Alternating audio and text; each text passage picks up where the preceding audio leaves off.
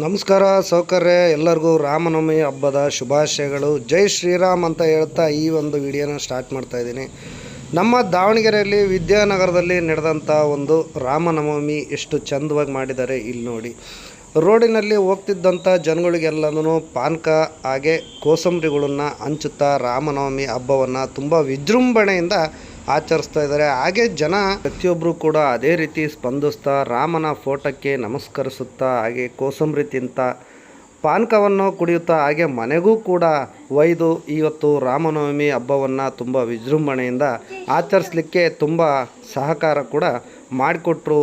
ಹಾಗೆ ಇಲ್ಲಿ ದಾವಣಗೆರೆಯಲ್ಲಿ ಒಂದೊಂದು ನಗರದಲ್ಲೂ ಕೂಡ ವಿಜೃಂಭಣೆಯಿಂದ ಮಾಡಿದ್ದಾರೆ, ಪ್ರತಿಯೊಂದು ಏರಿಯಾದಲ್ಲೂ ಮಾಡಿದ್ದಾರೆ.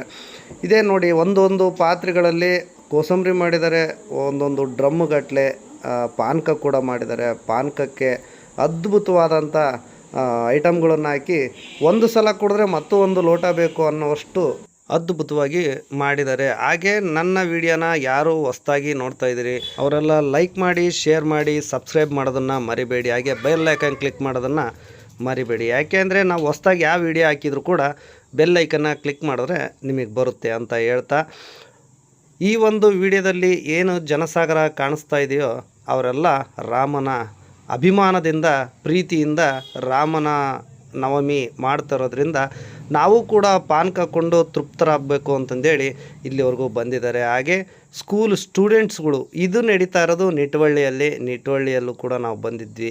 ಸ್ಕೂಲ್ ಸ್ಟೂಡೆಂಟ್ಸ್ಗಳೆಲ್ಲ ವ್ಯಾನನ್ನು ನಿಲ್ಲಿಸಿ ಕೂಡ ರಾಮನವಮಿಯ ಒಂದು ಪಾನಕ ಹಾಗೆ ಕೋಸಂಬರಿಯನ್ನು ತಿನ್ನಲಿಕ್ಕೆ ಡ್ರೈವರ್ಗಳು ಅವರೆಲ್ಲ ಅವಕಾಶ ಮಾಡಿಕೊಟ್ಟಿದ್ದಾರೆ. ಹಾಗಾಗಿ ಪ್ರತಿಯೊಬ್ಬರು ಕೂಡ ಬಂದಿಲ್ಲಿ ಪಾನಕನ ಸೇರಿಸಿ ಕೋಸಂಬರಿನ ತಿಂದು ಜೈ ಶ್ರೀರಾಮ್ ಎಂದು ಹೋಗ್ತಾ ಇದ್ದಾರೆ. ಈ ವಿಡಿಯೋನ ಇಲ್ಲಿಗೆ ಮುಗಿಸ್ತಾ ಇದ್ದೀನಿ. ನಮಸ್ಕಾರ.